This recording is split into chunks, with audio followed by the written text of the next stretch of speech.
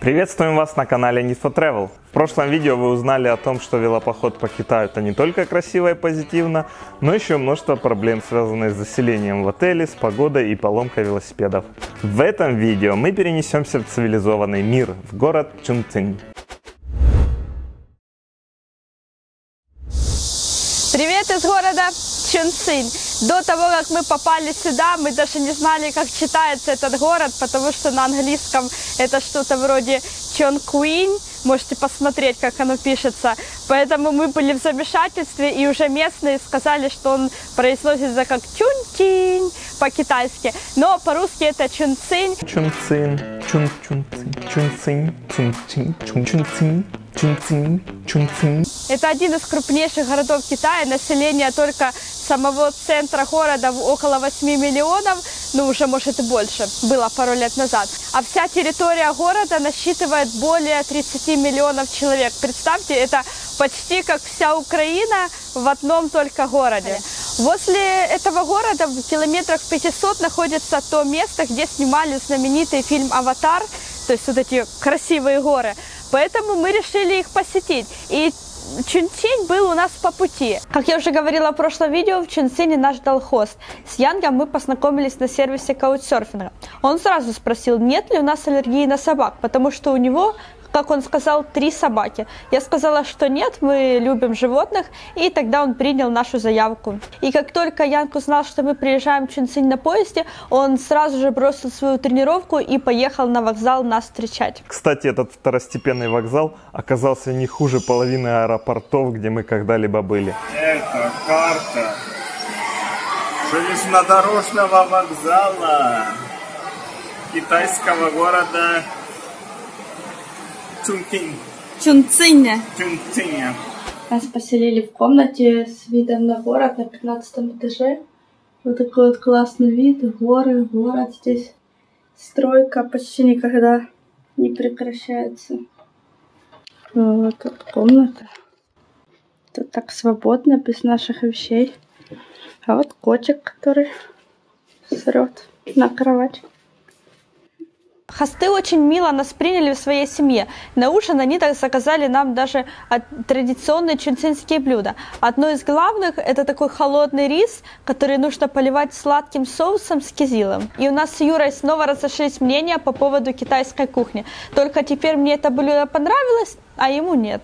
В прошлом видео мы рассказывали вам о 13 сюрпризах, которые случились с нами в дороге. А сейчас мы расскажем о сюрпризе, который случился у хоста дома. Оказалось, что собак не 3, а аж целых 9 вместе со щенками. И кот оказался не 1, а 2, потому что в тот вечер, когда мы приехали, к ним пришла подруга и принесла еще свою кошку на несколько дней.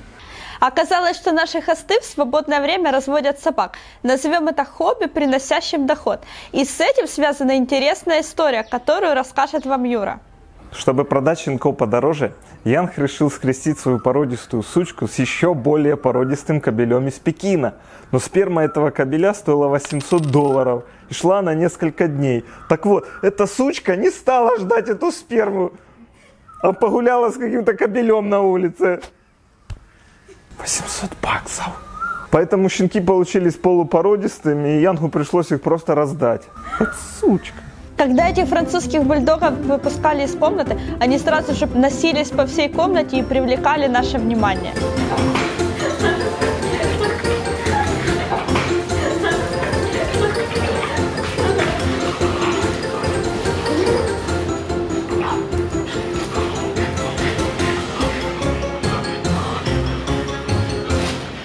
Ладно, хватит уже о собаках. Давай расскажем, как мы получали велосипед. Нам позвонили, значит, можно идти забирать велосипед. Если без звонка, нет смысла идти. Пытаемся найти наши велосипеды на железнодорожной станции.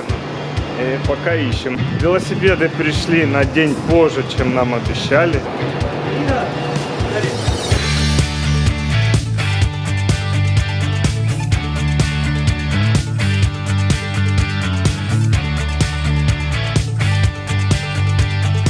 Вот так мы их завернули. Немножко, возможно, недостаточно. И мы заметили, что их перевозили перевернутыми, потому что следы потертости есть. У меня потерлась ручка. О, вот у меня краска сдерлась. Каким-то образом потерли пахашник здесь. Нам сегодня нужно было купить билеты в Джанджадже. Мы хотели доехать на поезде, но поезда туда не ходят, поэтому единственный вариант получился на автобусе. В этой станции у нас не получилось купить билет, нас послали напротив, есть тоже и другой автовокзал.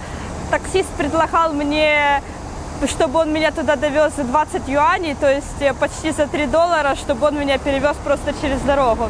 И что-то еще очень много раз писал иероглифами, то есть у него такая логика. Если я не понимаю китайский, то надо написать иероглифами, и тогда я точно пойму. И он просто никак не мог поверить, что я не понимаю вообще иероглифы. Но не в том суть. Я пошла сама уже на автобусную остановку. Вот туда вот у меня спросили, хочу ли я действительно на самолете или все-таки на автобусе. Я показала вот так вот, это сработало. В кассе стояла большая очередь, и это было просто жесть, потому что со всех сторон китайцы просто подпирали. У них нет вообще никакой дистанции между людьми, поэтому мне женщина дышала прямо в затылок, и когда я от нее отходила сантиметров на 5, она ко мне сразу же приближалась и прикасалась ко мне. И часто даже она ставила сумки чуть ли не мне на ногу, и все такие тут зашуганы, хотят пройти без очереди, все спешат. Поэтому мне казалось, что если бы я немножко потупила и не сразу бы дала билеты, то, наверное, меня бы уже опередили китайцы. Кассир понимала немножко по-английски, поэтому продала без проблем билеты. Они получились почти по $25 за человека. И не было вечерних, поэтому мы будем ехать с 10 утра и примерно до 8 вечера завтра в Джанджадже. Теперь, наконец, мы можем рассказать, зачем мы ехали в Чунцинь и стоит ли вообще сюда ехать.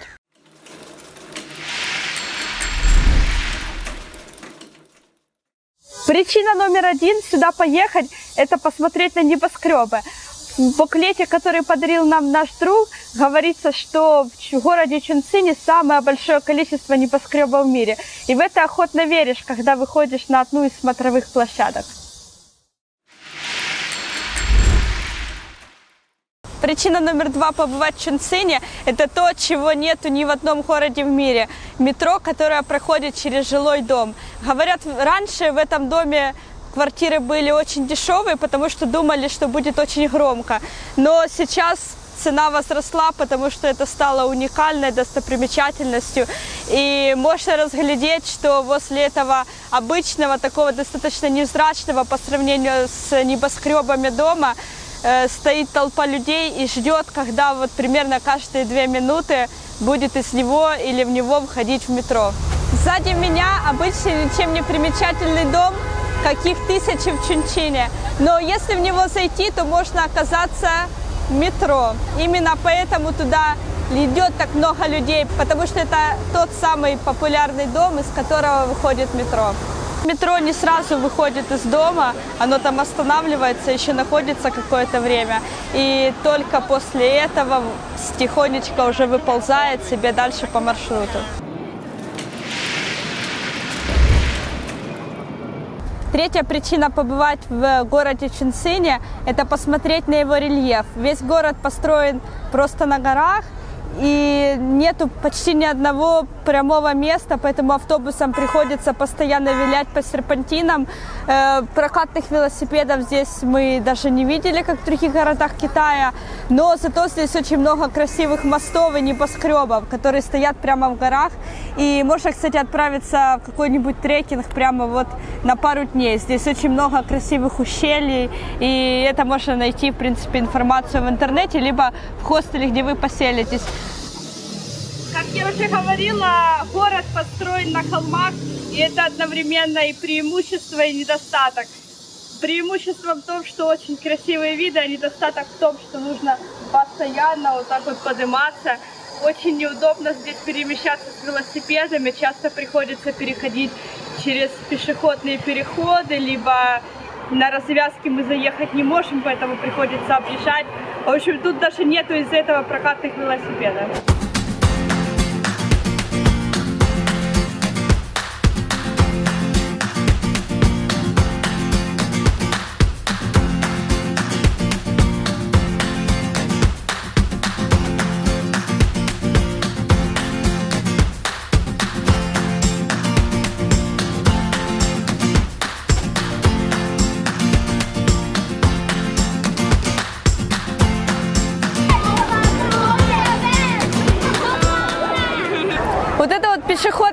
улица, и по центру находится Часовая башня. Это самое популярное туристическое место в Чунцине. Но иностранцев даже здесь нету. Я всего парочку видела из вот этой всей толпы. К нам только что подходили дети из какого-то лагеря выживания. Им надо продавать игрушки. За это они получают, видимо, какие-то баллы. Они даже говорят по-английски. А интересный факт об этой площади нам рассказал наш хост. То, что вот эта вот Часовая башня 10 лет назад была самым высоким зданием в городе, по крайней мере в центре Чунциня. А сейчас, как вы видите, она далеко не самая высокая. Она такая низенькая, я бы даже сказала. Может, даже самая низкая в этом районе.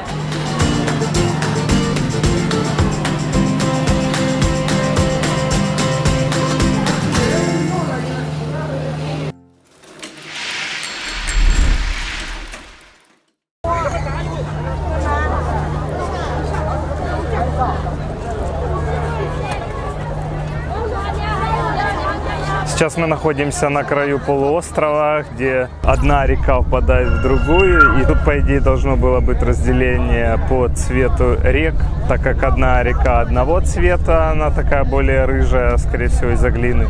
Другая река должна быть более голубая, но сейчас сезон дождей, обе реки одного цвета. Вот мы видим здесь разное течение, но цвет абсолютно одинаковый. Некоторые люди отсюда уезжают в круизы, вот на таких вот больших кораблях. Это еще одна причина, по которой люди сюда идут просто толпами.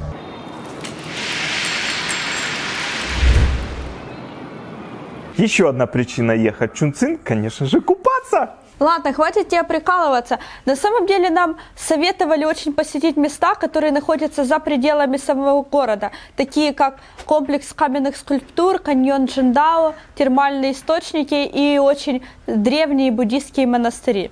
К сожалению, в этом велопоходе мы не запланировали то, что будем посещать достопримечательности за пределами города. И вообще, завтра утром нам уже выезжать из Чунциня, пора ехать к нашему хосту домой.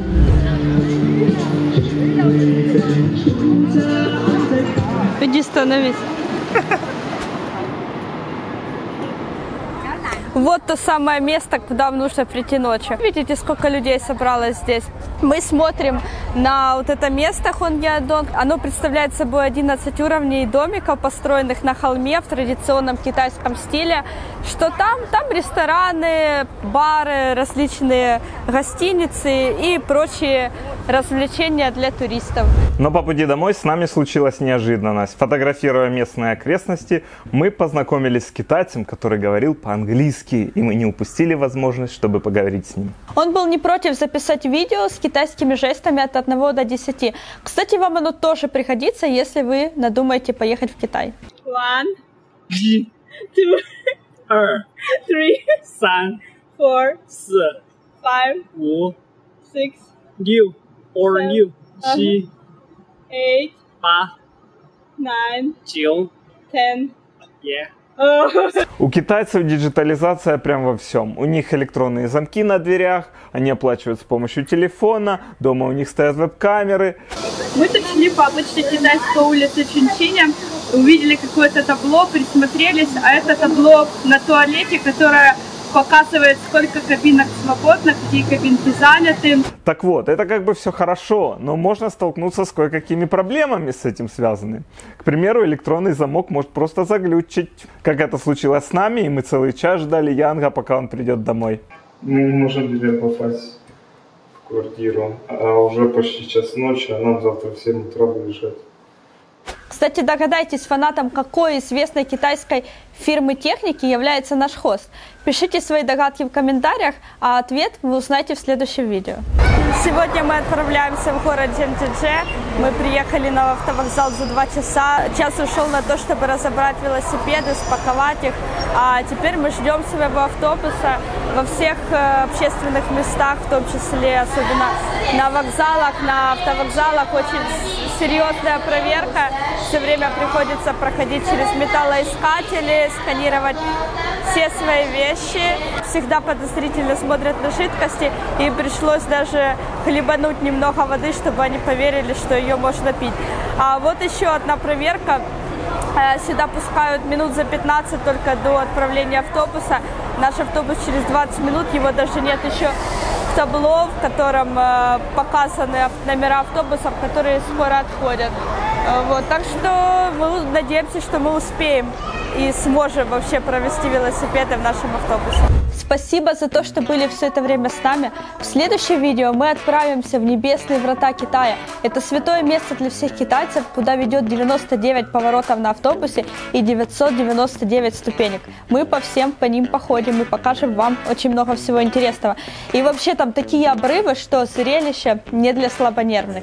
Так что следующее видео будет явно круче.